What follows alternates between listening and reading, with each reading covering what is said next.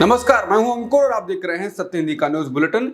एक नजर अब तक की सुर्खियों पर। इंग्लैंड और भारत के बीच राजकोट में खेले जा रहे तीसरे टेस्ट मैच में डेब्यू कर रहे सरफराज खान ताबड़तोड़ अर्धशतक के बाद दुर्भाग्यपूर्ण तरीके से रन आउट हो गए। दरअसल रविंद्र जडेजा 99 रन के व्यक्तिगत स्कोर पर खेल रहे थे। एंडरसन की फुल लेंथ गेंद को मिड ऑन पर खेलकर रविंद्र जडेजा ने 1 रन लेना चाहा। पहले उन्होंने सरफराज खान को रन के लिए कॉल किया और फिर खुद आगे नहीं बढ़े। सरफराज खान जब तक पीछे लौटने की कोशिश करते, मार्क वुड ने सीधे थ्रो से गिल्लियां बिखेर दी। 62 रन पर खेल रहे सरफराज खान अपने टेस्ट करियर की पहली ही पारी में इस तरह दुर्भाग्यपूर्ण तरीके से रन आउट हो गए। सरफराज खान के आउट होते ही ड्रेसिंग रूम में बैठे रोहित शर्मा आक्रोशित नजर आए। युवा बल्लेबाज सरफराज खान जब पेविलियन की तरफ लौटे तो दर्शकों ने तालियां बजाकर उनका स्वागत किया। इंग्लैंड के साथ गुरुवार को राजकोट में हो रहे तीसरे टेस्ट मैच में भारतीय कप्तान रोहित शर्मा ने अपने टेस्ट करियर का 11वां शतक लगाया है। इसके साथ ही रोहित शर्मा ने टेस्ट क्रिकेट में अपना 79वां छक्का जड़कर महेंद्र सिंह धोनी के 78वें छक्के का रिकॉर्ड भी तोड़ दिया है। भारत की ओर से टेस्ट क्रिकेट में सर्वाधिक 91 छक्के लगाने का रिकॉर्ड वीरेंद्र सहवाग के नाम है। महाराष्ट्र में एनसीपी विधायकों की अयोग्यता मामले में फैसला आ गया है। स्पीकर राहुल नार्वेकर ने कहा कि अजित गुट को 41 विधायकों का समर्थन है। अजित पवार के पास शरद पवार से ज्यादा विधायकों का समर्थन है, इसलिए अजित पवार का गुट ही असली एनसीपी है। स्पीकर ने फैसला सुनाते हुए अयोग्यता की याचिकाओं को रद्द कर दिया। उन्होंने सभी को योग्य ठहराया है। बीजेपी नेता सुब्रमण्यम स्वामी ने कहा है कि मोदी उन लोगों को सशक्त बना के जिनकी जनता में कोई जड़ नहीं है या जो भ्रष्ट हैं या उन अन्य पार्टियों से लाके भाजपा को पूरी तरह से कंट्रोल करना चाहते हैं। स्वामी ने कहा कि गिरावट को रोकने के लिए पार्टी में आंतरिक चुनाव जरूरी हैं और इस चुनाव की निगरानी संघ करे। सुप्रीम कोर्ट ने गुरुवार को चुनावी बॉन्ड को असंवैधानिक करार दिया और कहा कि इसे रद्द करना होगा। चीफ जस्टिस ने कहा कि भारतीय स्टेट बैंक यानी एसबीआई चुनावी बॉन्ड जारी करना बंद करे। सुप्रीम कोर्ट ने कहा कि इलेक्टोरल बॉन्ड को अज्ञात रखना सूचना के अधिकार और अनुच्छेद 19(1)(a) का उल्लंघन है। जस्टिस चंद्रचूड़ ने कहा कि काले धन पर काबू पाने का एकमात्र तरीका इलेक्टोरल बॉन्ड नहीं हो सकता है, इसके और भी कई विकल्प हैं। जस्टिस चंद्रचूड़ ने स्टेट बैंक ऑफ इंडिया को राजनीतिक पार्टियों को मिले इलेक्टोरल बॉन्ड की जानकारी देने का निर्देश दिया है। सुप्रीम कोर्ट ने कहा है कि एसबीआई चुनाव आयोग को जानकारी मुहैया कराएगा और चुनाव आयोग इस जानकारी को 31 मार्च तक अपनी वेबसाइट पर प्रकाशित करेगा। मुख्य न्यायाधीश डीवाई चंद्रचूड़ की अध्यक्षता वाली 5 जजों की बेंच ने यह फैसला सुनाया है। कांग्रेस नेता राहुल गांधी ने चुनावी बॉन्ड को असंवैधानिक करार दिए जाने पर प्रतिक्रिया दी है। सुप्रीम कोर्ट के फैसले पर राहुल गांधी ने सोशल मीडिया पर लिखा है, नरेंद्र मोदी की भ्रष्ट नीतियों का एक और सबूत आपके सामने है। बीजेपी ने चुनावी बॉन्ड को रिश्वत और कमीशन लेने का माध्यम बना दिया था। आज इस बात पर मुहर लग गई है। बता दें, राहुल गांधी चुनावी बॉन्ड को कई सालों से रिश्वत और कमीशन का माध्यम बताते रहे हैं। लोगों का कहना है कि राहुल गांधी की एक और बात सही साबित हुई है। इस बात पर सुप्रीम कोर्ट ने ही मोहर लगा दी है। चुनावी बॉन्ड को लेकर सुप्रीम कोर्ट के फैसले पर वरिष्ठ अधिवक्ता प्रशांत भूषण की प्रतिक्रिया आई है। उन्होंने मीडिया से कहा, सुप्रीम कोर्ट ने चुनावी बॉन्ड मामले में एक महत्वपूर्ण फैसला सुनाया जिसका हमारे लोकतंत्र पर लंबा असर होगा। कोर्ट ने बॉन्ड स्कीम को खारिज कर दिया है। बता दें, प्रशांत भूषण इस मामले में याचिकाकर्ताओं की ओर से कोर्ट में पेश भी हुए थे। प्रशांत भूषण बोले, इस स्कीम में ये नहीं पता लगता था कि किसने कितने रुपए के बॉन्ड खरीदे और किसे दिए। सुप्रीम कोर्ट ने इसे सूचना के अधिकार का उल्लंघन माना है। इसे लेकर जो संशोधन किया गया था, जिसके तहत कोई कंपनी किसी भी राजनीतिक दल को कितना भी पैसा दे सकती है, कोर्ट ने वो भी रद्द कर दिया है। भूषण ने बताया कि कोर्ट ने कहा कि ये चुनावी लोकतंत्र के खिलाफ है क्योंकि ये बड़ी कंपनियों को लेवल प्लेइंग फील्ड खत्म करने का मौका देती है। सुप्रीम कोर्ट ने कहा है कि जो भी पैसा इस स्कीम के तहत जमा किया गया है उसकी जानकारी भारतीय स्टेट बैंक चुनाव आयोग को दे और आयोग की तरफ से इसकी जानकारी आम लोगों को वेबसाइट पर मुहैया कराई जाए। पूर्व केंद्रीय मंत्री और कांग्रेस नेता जयराम रमेश ने इलेक्टोरल यानी चुनावी बॉन्ड को असंवैधानिक करार देने के सुप्रीम कोर्ट के फैसले पर टिप्पणी करते हुए कहा है, इस फैसले का लंबे समय से इंतजार था और हम इसका स्वागत करते हैं। जयराम रमेश ने कहा कि सुप्रीम कोर्ट ने मोदी सरकार की बहुप्रचारित इलेक्टोरल बॉन्ड योजना को संसद द्वारा पारित कानूनों के साथ साथ भारत के संविधान का उल्लंघन करने वाला बताया है। जयराम रमेश ने कहा है कि इस निर्णय का लंबे समय से इंतजार था। उन्होंने कहा कि नोटों के ऊपर वोटों की ताकत को फिर से स्थापित करेगा। जयराम रमेश ने कहा कि मोदी सरकार चंदादाताओं को विशेष अधिकार दे रही है और अन्नदाताओं पर अन्याय कर रही है। जयराम रमेश ने चुनाव आयोग के वीवीपैट का मुद्दा भी उठाया। उन्होंने कहा कि सुप्रीम कोर्ट को इस बात का भी संज्ञान लेना चाहिए कि चुनाव आयोग राजनीतिक दलों की वीवीपैट के मुद्दे पर मुलाकात करने की मांगों को लगातार खारिज कर रहा है। उन्होंने कहा, अगर मतदान की प्रक्रिया में सब कुछ पारदर्शी है तो फिर ये जिद क्यों है। कांग्रेस नेता श्रीनिवास वीवी ने ट्वीट कर कहा है कि मोदी जी ने 2016 में देश में नोटबंदी की थी और अब 2024 में सुप्रीम कोर्ट ने मोदी जी की नोटबंदी कर दी है। इसके साथ ही श्रीनिवास ने सवाल उठाए हैं कि आज इलेक्टोरल बॉन्ड स्कैम सामने आने के बाद जरा गौर फरमाइए, भाजपा नेताओं को सांप सूंघ गया है, भाजपा एंकरों को सांप सूंघ गया है। मोदिया को इलेक्टोरल बॉन्ड की खबर दबाने के लिए पश्चिम बंगाल पर फोकस करने को कहा गया है। आखिर इतना सन्नाटा क्यों पसरा है।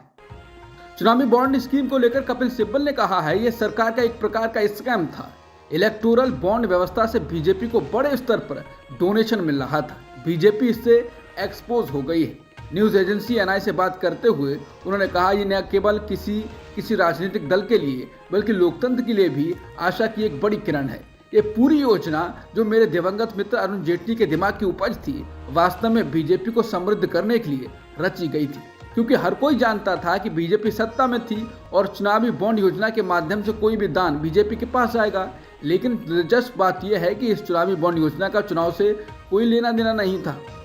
राहुल गांधी ने बिहार में कहा कि भारत जोड़ो न्याय यात्रा में आपको हजारों लोगों की भीड़ दिखेगी, लेकिन आप टीवी ऑन करेंगे तो सिर्फ नरेंद्र मोदी जी का चेहरा दिखेगा। दुबई में वो वहां के राजा से गले मिल रहे हैं तो वो देखने को मिलेगा, लेकिन भारत जोड़ो न्याय यात्रा नहीं। इसलिए हम सड़क पर चले क्योंकि हम जनता से डायरेक्ट बात करना चाहते हैं। राहुल गांधी ने कहा कि कांग्रेस के नेताओं और कार्यकर्ताओं का चेहरा मुस्कुराते हुए दिखेगा, वहीं बीजेपी के नेता और कार्यकर्ता सबको घूरते दिखेंगे। ये लोग पूरे देश में नफरत फैला रहे हैं। बीजेपी की नफरती विचारधारा ने मणिपुर को जला दिया। हमने इसी नफरत के खिलाफ भारत जोड़ो यात्रा की और नारा दिया, नफरत के बाजार में मोहब्बत की दुकान। सोनिया गांधी ने राजस्थान से राज्यसभा के लिए अपने नामांकन पत्र दाखिल कर दिया है। इसके बाद अब उन्होंने अपने संसदीय क्षेत्र रायबरेली की जनता को एक भावुक पत्र लिखा है। सोनिया गांधी 2004 से ही वहां की सांसद रही हैं। पत्र में उन्होंने लिखा है कि अभी लोकसभा चुनाव नहीं लड़ेंगी, लेकिन उनके मन और प्राण हमेशा रायबरेली के पास ही रहेंगे। उन्होंने इस पत्र में लिखा है कि मेरा परिवार दिल्ली में अधूरा है, वो रायबरेली आकर आप लोगों में मिलकर पूरा होता है। ये नेह नाता बहुत पुराना है और अपनी ससुराल से मुझे सौभाग्य की तरह मिला है। उन्होंने कहा कि रायबरेली के साथ हमारे परिवार के रिश्तों की जड़ें बहुत गहरी हैं।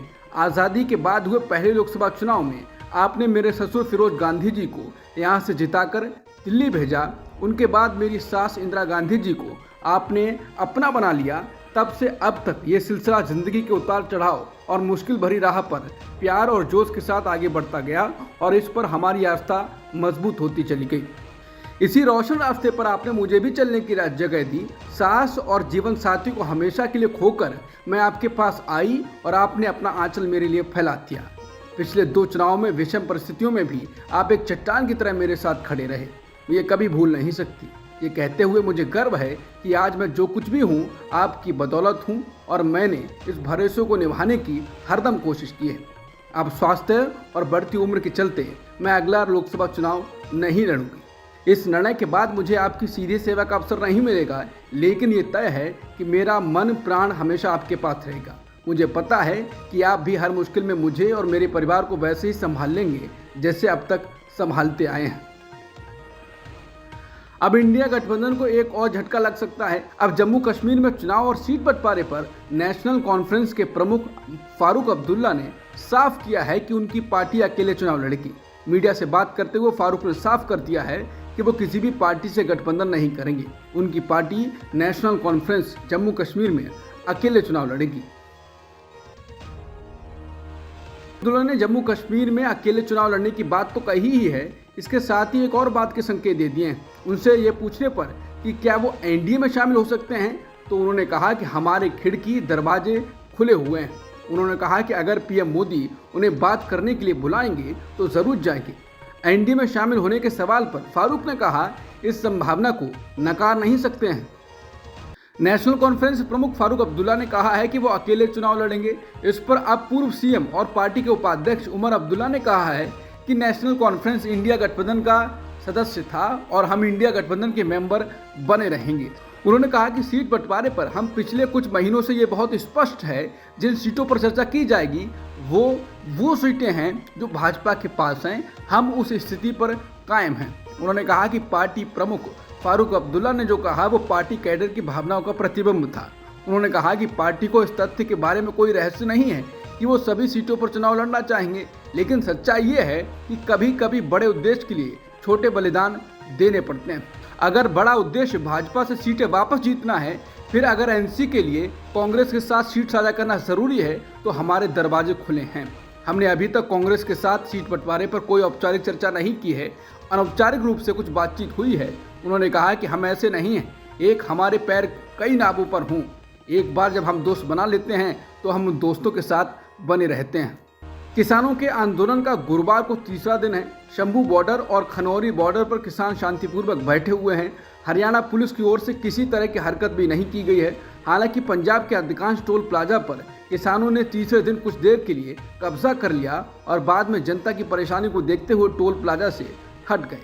बठिंडा में रेल लाइन पर किसानों ने कुछ देर धरना दिया। किसान नेताओं ने कहा कि चंडीगढ़ में गुरुवार शाम 5 बजे होने वाली बैठक का नतीजा आने तक उनका दिल्ली की ओर बढ़ने का कोई नया प्रयास नहीं होगा। अपनी मांगों को लेकर पंजाब और हरियाणा के किसान दिल्ली आने के लिए अभी भी अड़े हुए हैं। केंद्र सरकार उनसे बातचीत करने की कोशिश कर रही है। इसी कड़ी में केंद्र सरकार और किसान संगठनों के बीच आज फिर बैठक होगी। प्राप्त जानकारी के मुताबिक ये बैठक गुरुवार शाम 5 बजे चंडीगढ़ में होगी। बुधवार की शाम पटियाला के होटल में किसान नेता जगजीत डल्लेवाल और श्रवण पंधेर ने पंजाब के अधिकारियों से हुई बैठक के बारे में जानकारी दी है। दोनों पक्षों के बीच होने वाली ये तीसरे दौर की बैठक होगी। इसमें केंद्र सरकार की तरफ से 3 केंद्रीय मंत्री अर्जुन मुंडा, पीयूष गोयल और नित्यानंद राय मौजूद रहेंगे। इससे पहले दोनों पक्षों के बीच हुई 2 बैठकों का कोई नतीजा नहीं निकला था। अब इस तीसरे बैठक में कोई सहमति बनाने की कोशिश की जाएगी ताकि किसानों का आंदोलन खत्म हो सके। किसान आंदोलन को लेकर सुप्रीम कोर्ट के वकील 2 धड़े में बंट गए हैं। सुप्रीम कोर्ट बार एसोसिएशन के मौजूदा अध्यक्ष आदेश अग्रवाल को पद से हटाने के लिए 161 वकीलों ने सीजीआई को चिट्ठी लिखी है। बता दें कि वकील बार एसोसिएशन के उस बात से खफा हैं जब आदेश अग्रवाल ने सीजीआई को चिट्ठी लिखकर किसानों के खिलाफ स्वतः संज्ञान लेने की बात कही थी। कांग्रेस ने गारंटियों को लेकर पीएम मोदी को फिर घेरा है। कांग्रेस पार्टी का कहना है कि नई गारंटियां देने से पहले इन गारंटियों का हिसाब दो। 2 करोड़ नौकरी हर साल, किसान की आय दोगुनी, काला धन वापस, महंगाई कम, हर खाते में 15 लाख, महिला सुरक्षा, 100 स्मार्ट सिटी, मजबूत रुपया, चीन को लाल आंख, न खाऊंगा न खाने दूंगा। राहुल गांधी ने कहा कि 10 सालों से झूठे सपनों का बायोस्कोप लेकर घूम रहे प्रधानमंत्री देश में ठगी का व्यापार कर रहे हैं। भाजपा सरकार मतलब झूठ और अन्याय की गारंटी, देश के सपनों के साथ न्याय कांग्रेस करेगी। मध्य प्रदेश से राज्यसभा उम्मीदवार को लेकर कांग्रेस ने सस्पेंस खत्म कर दिया। पार्टी ने अशोक सिंह यादव को अपना उम्मीदवार बनाया। अशोक सिंह मुख्य रूप से दिग्विजय सिंह के खेमे के नेता माने जाते हैं। वो ओबीसी हैं और खास बात यह है कि अशोक सिंह सिंधिया विरोधी रहे हैं। घोषणा के बाद उन अटकलों का दौर खत्म हो गया है कि पूर्व मुख्यमंत्री कमलनाथ को उच्च सदन में भेजा जा सकता है। 9 फरवरी को नई दिल्ली में पूर्व कांग्रेस अध्यक्ष सोनिया गांधी से मुलाकात के बाद कई दिनों से राज्यसभा सीट के लिए उनकी दावेदारी की अटकलें तेज हो गई थी। इमरान खान ने प्रधानमंत्री पद के लिए पीटीआई की तरफ से उमर अयूब खान को उम्मीदवार बनाया है। पीटीआई के नेता असद कैसर ने अदयाला जेल में इमरान खान से मुलाकात के बाद ये जानकारी दी है। वहीं पीटीआई के एक और नेता जुल्फी बुखारी ने बताया है कि अगर पार्टी विपक्ष में बैठती है तो उमर अयूब खान पार्टी के नेता होंगे। बता दें, पाकिस्तान में हुए आम चुनावों में किसी भी पार्टी को स्पष्ट बहुमत नहीं मिला है। इमरान खान की तहरीक-ए-इंसाफ पार्टी को सर्वाधिक सीटें मिली हैं, हालांकि वो बहुमत से काफ़ी दूर है। वहीं नवाज शरीफ की मुस्लिम लीग नवाज और बिलावल भुट्टो की पाकिस्तान पीपुल्स पार्टी के मिलकर गठबंधन सरकार बनाने की रिपोर्टें हैं। अब तक की सुर्खियों में इतना ही। बाकी खबरों के लिए बने रहिए सत्यहिंदी.com के साथ।